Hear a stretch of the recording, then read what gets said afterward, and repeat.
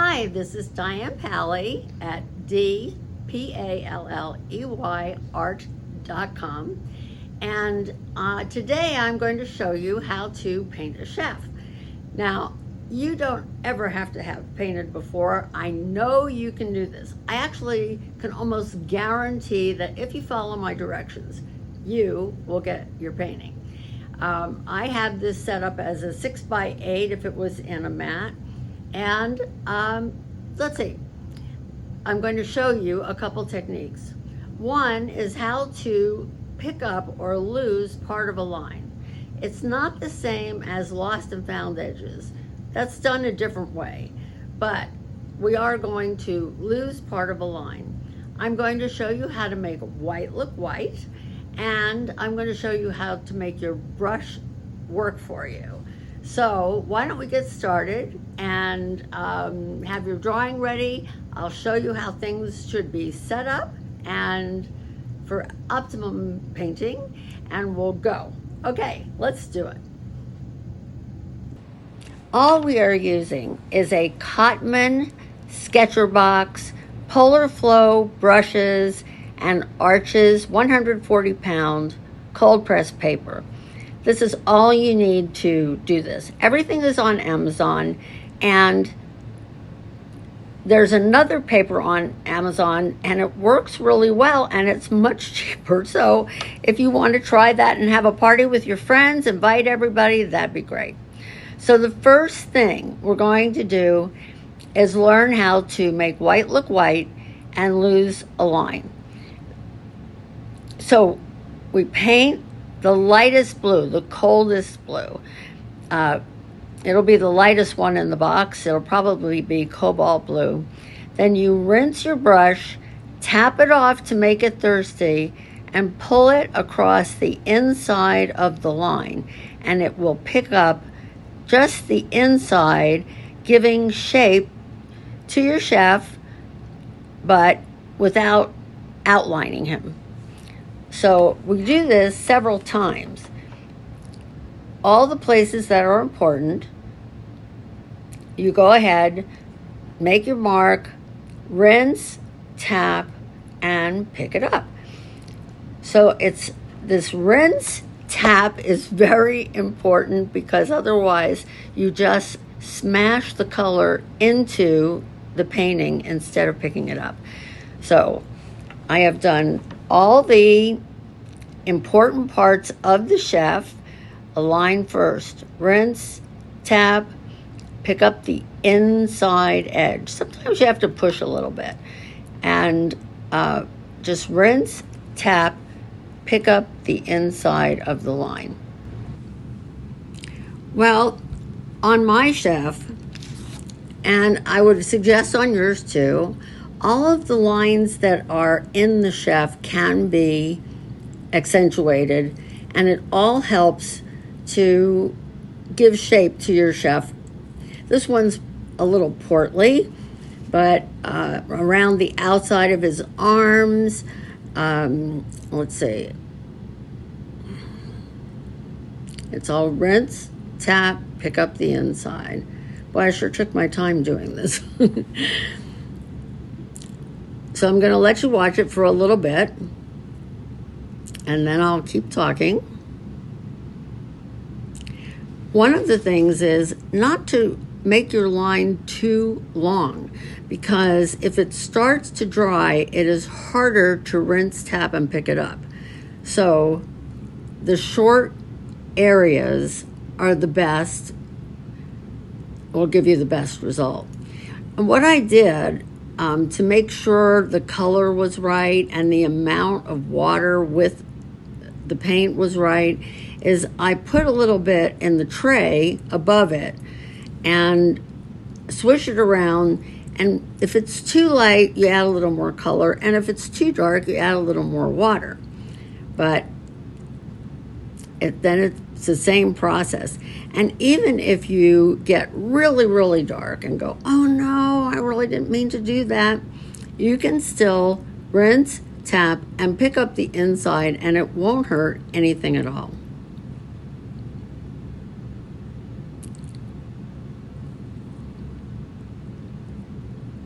So we're going to do his arms, his jacket,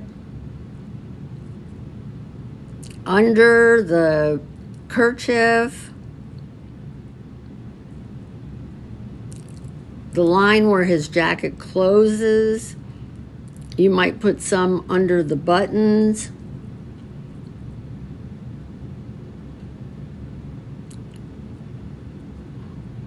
But you'll see, every time I did this, I rinse, tap, pick it up.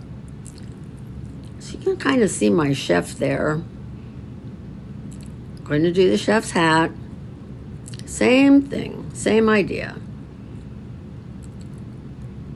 And when you pick up the inside line like that, and you use a very cool blue, when the painting is done, it looks white. So doing this is a very good thing to learn.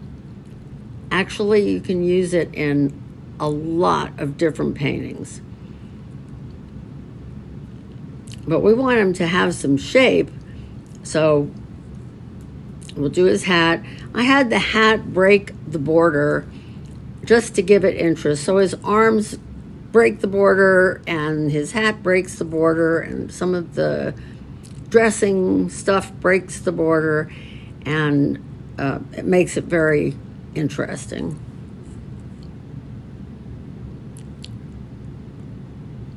Now, I wouldn't call this the most serious painting you're ever going to do, but it is fun and it may have several uses. So if you mess up somewhere, just give it a try. It won't hurt anything. You are going to succeed on this painting. See how hard I'm pushing sometimes. So a little more on the hat. Rinse, tap, and pick up the lines. Now you notice the way that I'm set up. The water is first, the paint is second, and your paper towel to control the water on your brush is last. If you're right-handed, it all goes on your right side. If you're left-handed, of course, it goes the other way.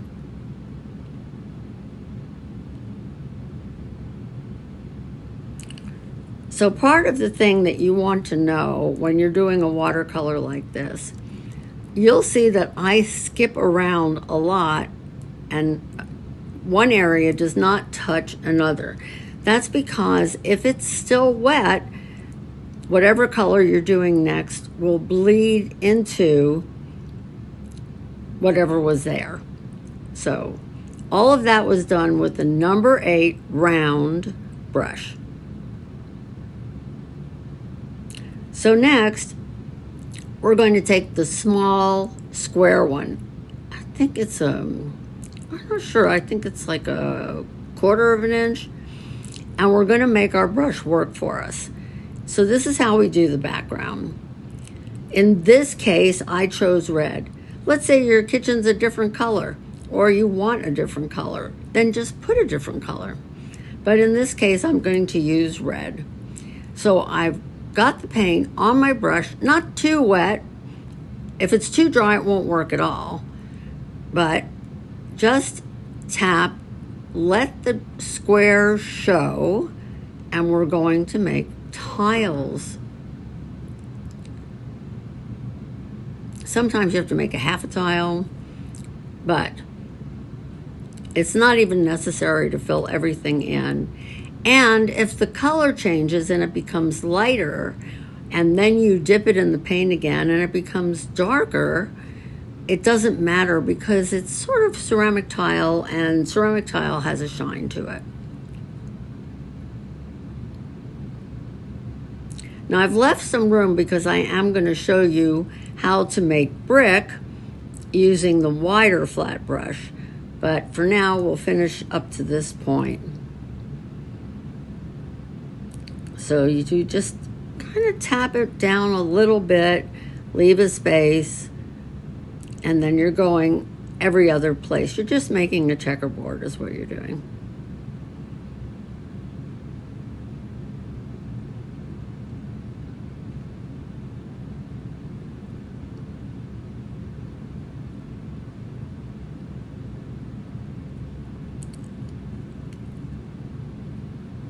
Maybe it needed a little help there.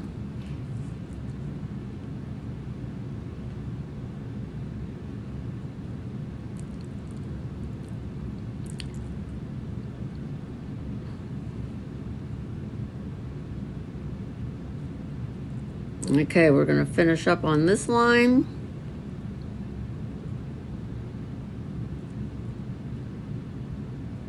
And now we have our checkerboard background. So that was all done with the small flat brush. Next we take the wider brush. I think it's a 1/2 inch, but I'm not sure. And we're going to use like a burnt sienna. You can use the darker brown, which is burnt umber, and we're going to tap but even less. So they're wider marks, and they will look like bricks instead of tiles. It's the same basic idea, although you can get closer with your bricks than with the ceramic tile. You need less space in the ceramic tile. But here you don't. So he's got brick behind him, and he's got ceramic tile behind him in his kitchen.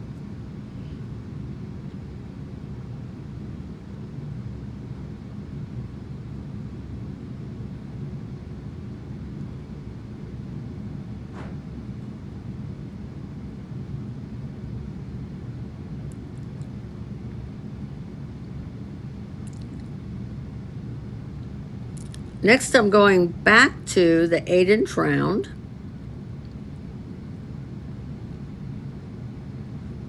And I will use the darker blue, which is ultramarine blue. And I will color his table in.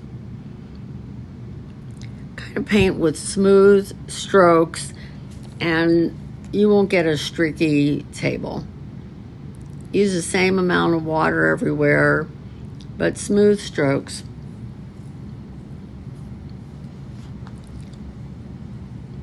That's some place for his bowl to sit.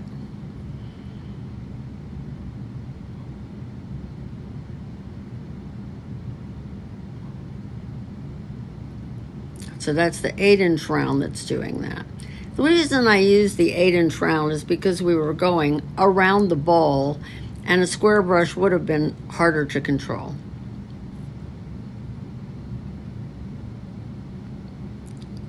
Now, keeping the same brush, and remember I said we don't want the paints to touch each other, so I used the lightest green straight out of the box, and you can see I am just making marks where the salad is, and I'm leaving plenty of space because I'm going to come back when it's dry and give it some dimension. Right now, all you see are a bunch of splotches. After this, I'm going to take my number 8 round and make a skin tone. Doesn't have to be that realistic, and you don't need a lot of paint because there isn't a lot of skin there. I'm using yellow ochre, which first I put the yellow ochre in, and you see not very much. And a touch of alizarin crimson. And it becomes pretty much an okay skin color, especially for this painting. So nice smooth strokes over his face. Get his ears and his chin.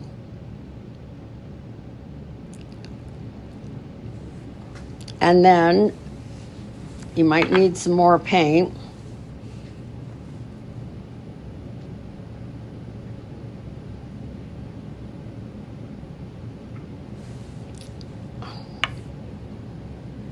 Had to go get another paper towel. And I'm going to paint his hands. So don't forget there's a thumb on one side and fingers on the other side of he's holding his tossing spoons.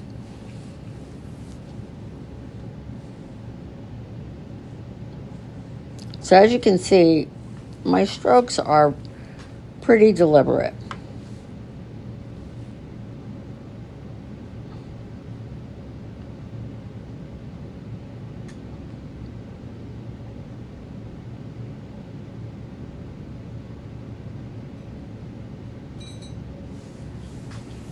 You don't want to paint anything right next to any of the skin until the skin is dry. So I'm going to use that yellow ochre, so I'm repeating a color, and paint in the little pouring vessel on the right. But just coloring it in, it still will be rather flat. So what I'll do next is rinse, tap, and pick up some in the middle. Kind of make a circle of pick up the paint, rinse, tap, pick up the paint, and it will give it a little bit of roundness, a little bit of shape. It makes the center of the vessel come forward. A little bit of shape on the top too.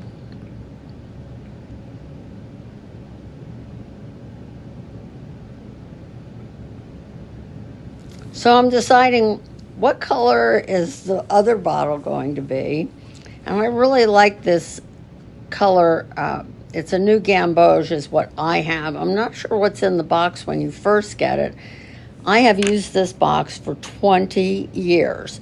And when a paint color gets low, I refill it with professional grade Winsor Newton color. So now I have a first coat on the bottle on the left, and I'm going to mix a darker color to put on the salad to give it some shape and dimension. The way that I did that is I took the light green that I used first. I put a little of the darker green in, but it's still really not at all a realistic color. Not that this is a realistic painting, but I added some burnt sienna to brown it up just a little bit and give a little more contrast. And I'm not filling in all the spaces. I'm still going to leave some white, but I'm giving edges to my splotches that I made earlier, and then it turns into salad.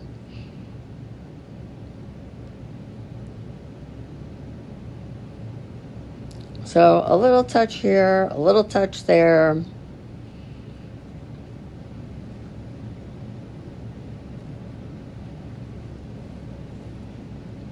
And then the salad becomes a little bit dimensional.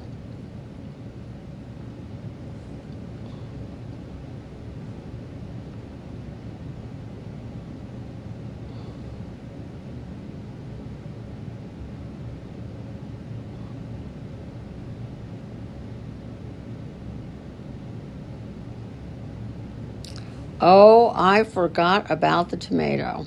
So I am rinsing, tapping, and pulling up the green that I painted over the tomato that was going to be there, and it will be there later.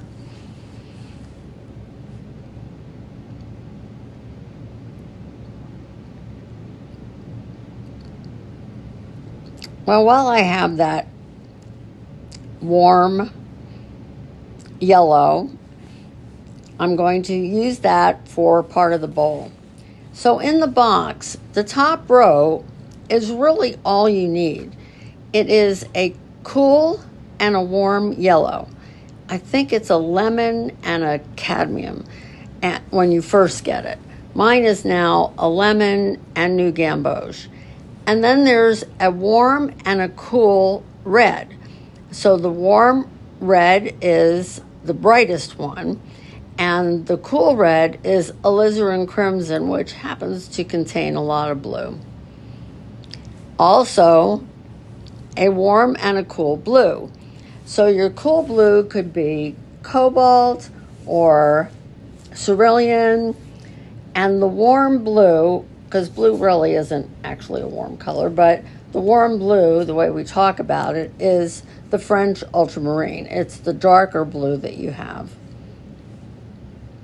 With those colors, you can actually make every single color you need. So the bottom row is just a bonus. And by the way, don't use the white. Usually I take it out altogether, but there might be an occasion where at the very end of a painting you might want some white dots or something. But don't use the white while you're painting, because if it mixes into the other colors, they're fouled. Then they turn pastelish. They don't work right. So just X out your white. So I'm using the bright red for his kerchief. And you see, I'm not giving any dimension to this because it's just not that serious a painting. I'm just filling in the areas. And I painted out of the lines a little bit. And you know what? So what? It still works. But I am going to put it all the way up against his chin because the dark red finishes off his face. And it makes his face stand out.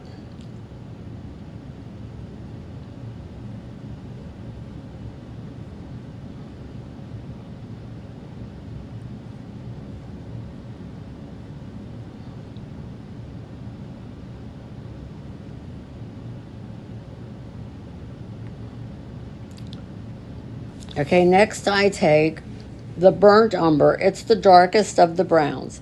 The reason I use that is because I want to make sure it's not near the same value or color as his hands.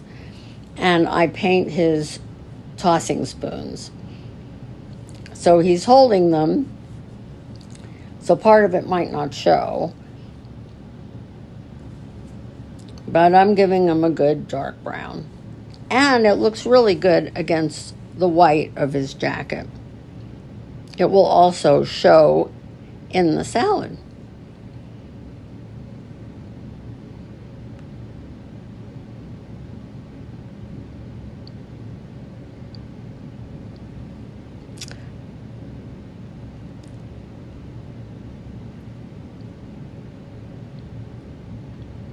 I forgot to do his buttons, so I just put some blue on his buttons.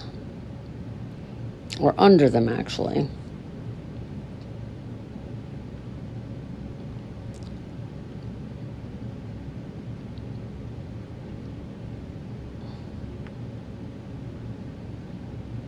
So now I'm going to show you the beauty of watercolor. If the first color is dry, and how do you know it's dry? You touch it with the back of your hand, and if it is not cold, it's dry. So I want to give some extra dimension to the kitchen back wall. So I'm taking some yellow and I'm thinning it out because I don't want to paint it too thick, although you could. The one thing you can't do is push real hard because you don't want your next layer to mix with the layer before. So basically,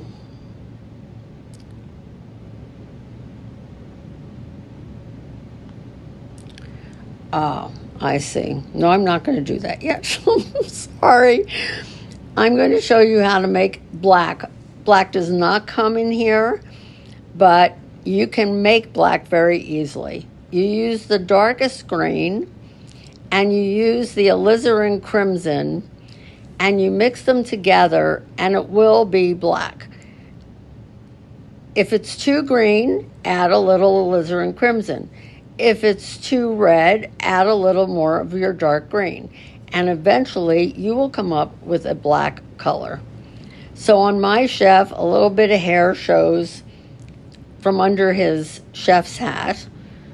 And he has a few little hairs sticking out under his, on the sides of his ears. I used brown for a mustache and for eyebrows, it can be burnt sienna or burnt umber. I'm going to come back later with a Sharpie pen and I'll put the detail in. So I just want a little color there. If you wanted to, you could mix a really, really light alizarin crimson, like almost nothing, and put it on his cheeks and give him a little color, but I did not do that in this painting. So I'm going to put now an accent color of yellow ochre on my olive oil. That's what I decided that was. And that helps that stand out. Just a little bit of detail. You notice every time I do a color, I rinse the brush and I tap it off and start again. So now I decided I wasn't thrilled with this salad, so I'm going to add a little yellow. You know, like they chop kind of the middle of the lettuce, the part that you don't really love to be in there, but the color of yellow will help it brighten up a little bit.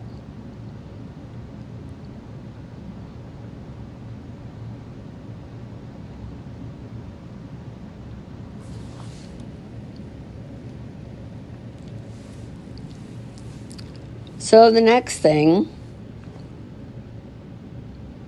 I'll make the circles on the bowl red. The center of the circles is the darker yellow, but I'm making the circles on the bowl red. That just brings the red down to the bottom of the painting, kind of balances things out.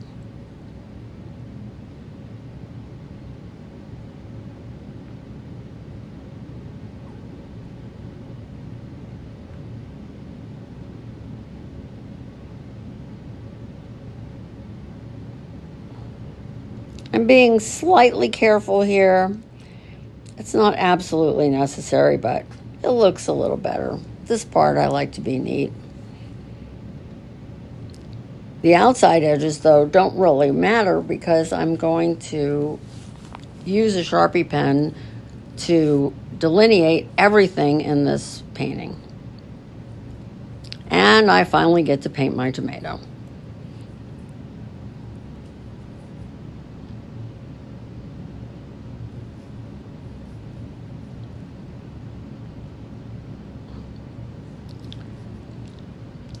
Now, to clean out your little area above your paints, you take water on your brush, switch it around and make sure everything is wet and not sticking to the sides, and then you wipe it out with the paper towel and you'll have a nice, fresh, clean start. So now I'll show you the beauty of watercolor. Okay.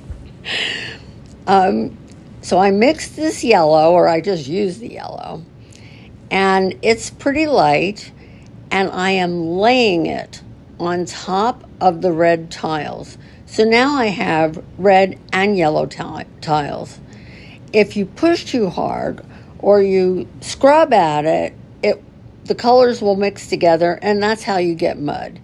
But if you just lay the color on, you'll get more dimension and more colors. Just see how I did it. And watercolor really is the only medium where you can do things like this. And later on in more complicated paintings, it's beautiful to use glazes. So I have that black left, and I just took my wide brush and I put the tip of it in the black, and I'm just accentuating the bricks. Anything to just give a little more life to this.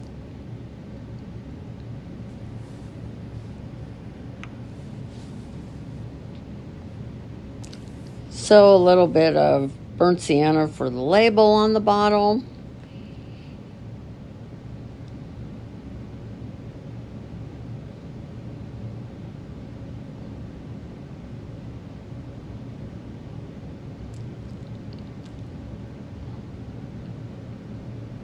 Now I'm taking a Sharpie pen. Usually I use a black one, but I only have a blue one today, so I'm using a dark blue.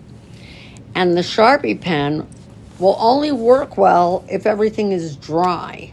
So you don't want to draw over anything that has, it's still moist. So I'm putting in his little eyes and maybe a skinny long nose. He has very tiny nostrils. Everyone has its own personality. He could have a fat nose. He could be anything.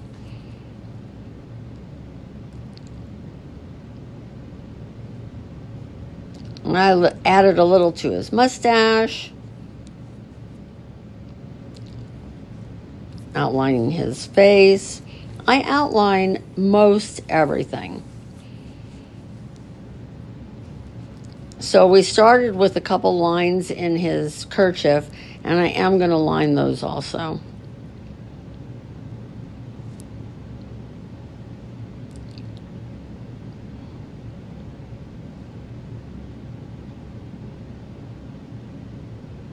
So let's say that you painted somewhere, you got some paint somewhere, and you didn't really want it there. Either ignore it and draw where you do want the line to be, or you can make the line wider and accommodate the place where you overpainted.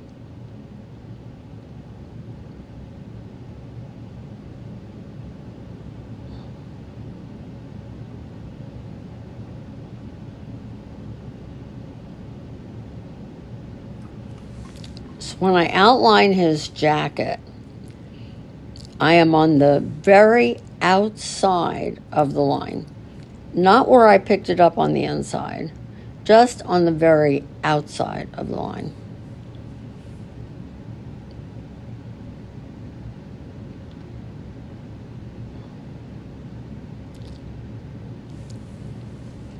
His buttons become clear.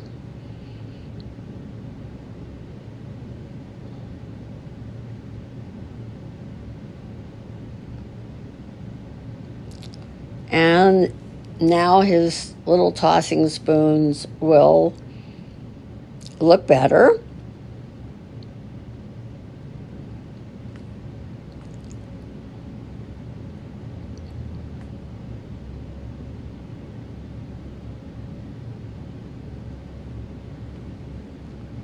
Did his cuffs, the creases in his chef's outfit.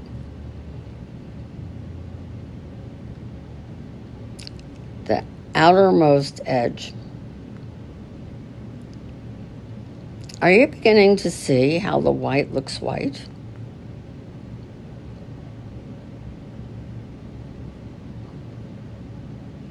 So now I'm going to scribble the lettuce. I'm not following any lines. I might include some white if I can, because the lettuce is all jumbled up. It's been tossed. So now it looks tossed. So no stress on scribbling around the lettuce.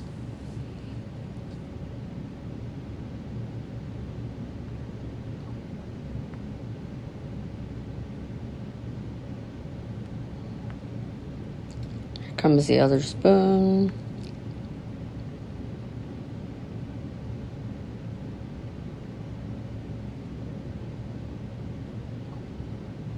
We are so close to the end.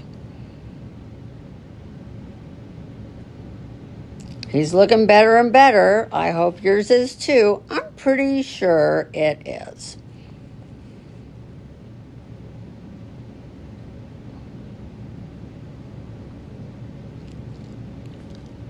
So I'm showing a little bit of the bowl.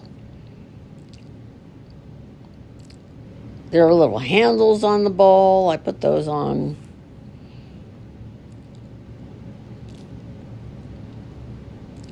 And the centers of the red show the yellow more.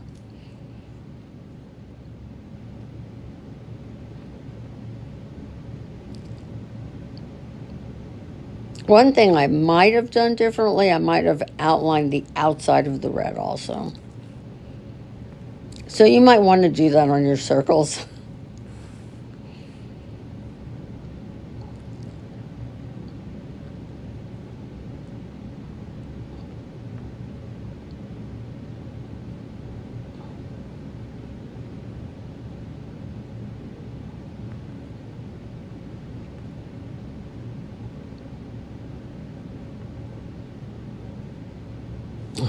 Started to write olive oil, but it really looks like OLO. Little detail on the bottle.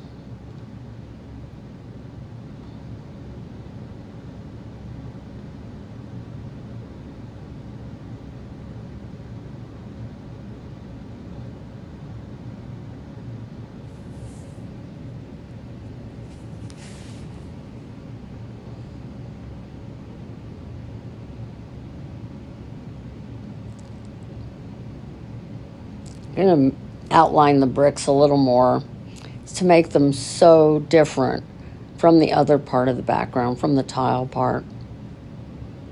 Just a little accent here and there.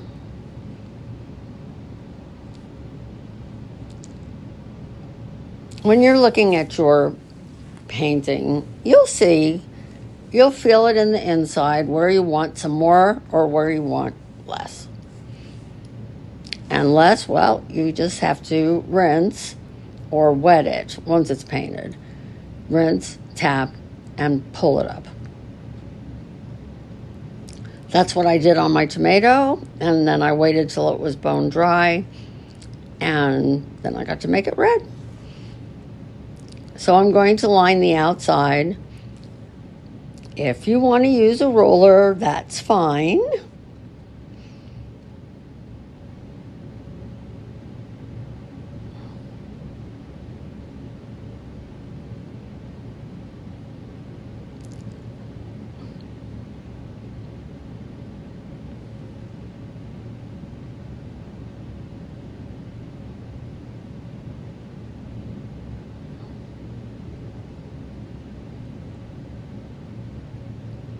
Okay, we've pretty much got our chef.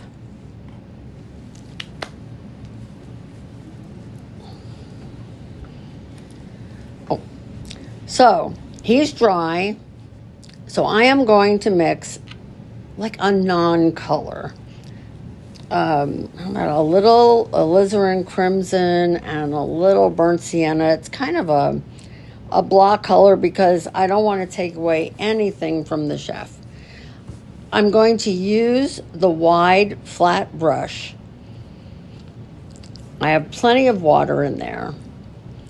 And just stroke the outside edge of the painting all the way around. And I am going to paint outside the lines because I know this is a 6x8 painting. I designed it that way. And when the opening of my mat is 6x8, if I went past that point, no one's going to see it. It's going to be perfectly square anyway.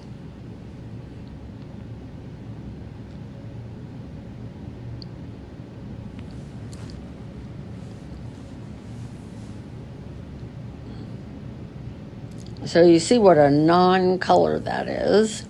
That's a little bit of alizarin crimson and a little bit of burnt sienna and a lot of water. And I'm trying to get those lines that go around in one fell swoop, or as much of one fell swoop as I can, so that it's not choppy.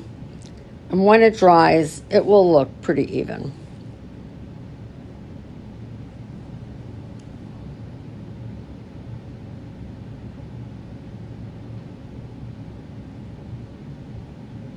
Nice smooth strokes. And of course, well, I'm going to paint way out of the lines on the top, but around his hat because I don't want to get any of this color on his hat. Look what happens when I paint around his hat. His hat pops.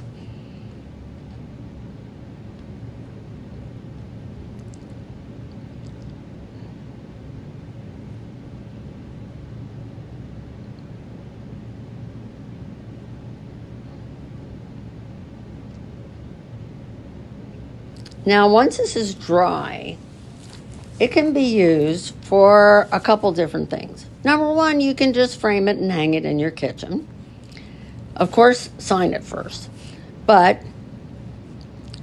as I'm cleaning out my top of my paint box, so the next time I come to it, it's ready to use, I'm thinking about what I'm going to write around the edge. I'm going to write something around the whole edge. This one, I think I will turn into an invitation. So I'm thinking of what I'm going to say. My box is clean now. I needed some time for that paint to dry anyway, because if I tried to write on if I tried to write on wet paint, the Sharpie pen doesn't work. So I decided this is an invitation. I'm writing, "The chef is in."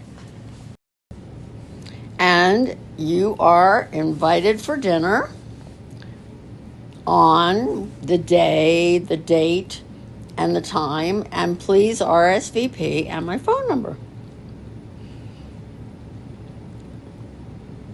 I'm printing as neatly as I can. I mean, everybody, when they receive this, would know I'm printing. So what you would do is scan it into your computer and print it, move it so it prints on 1/2 of the 8.5 by 11. You could maybe resize it depending on what kind of software you have. And it would just go on the front.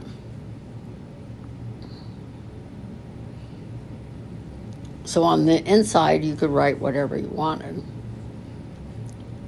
Like the menu for tonight.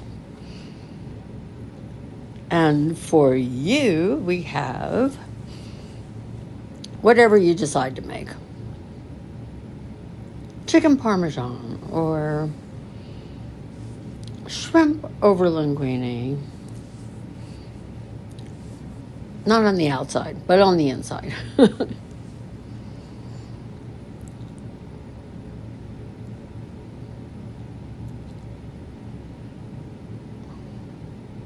Now, when I finish, I'm going to take the tape off, and it's really important when you take tape off, if you've taped it, this one really didn't need it, but it's really important when you take the tape off to pull the tape away from the painting. When you pick it up, you pull it away from the painting. I have very sticky tape. But watch how I pull it away from the painting. Here we go. Away from the painting. Not straight, because it can just grab part of the painting and pick it up. If there was any dampness at all near it, even if there wasn't, it's just good practice to pull it away from the painting. Away.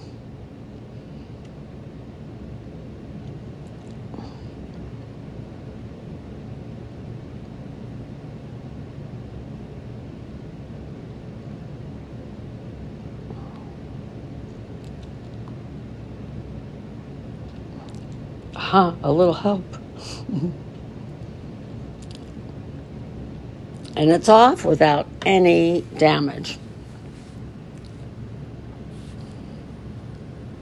So, voila, a chef. Now, your chef, I hope, has its own personality, because you can have a nose anyway, you can have your hair sticking out or not. It could even be a female chef. It just depends on you. One of the things that I wanted to show you with this is that you can write around the border and use it as this is an invitation, like the chef is in, and this would be an invitation to dinner for a small dinner party or even a huge one. And the other thing you can do is you can use these as thank you notes if you write it a different way. But here we have our lost edges of our line. We're and the white does look white, even though we used blue, true. We made our brush work for us by just tapping. And after it was bone dry, we could put another color on to even give it another dimension. The other thing is, let's see, the salad is tossing. There's space. There's lots of space in between. There are bricks. That was done with your flat, wide brush. And the colors are all up to you. So I hope you enjoyed your painting. We're going to paint another one. Please follow me on Instagram at dpallyart. And you can reach me through my website, dpallyart.com. Okay, see you later.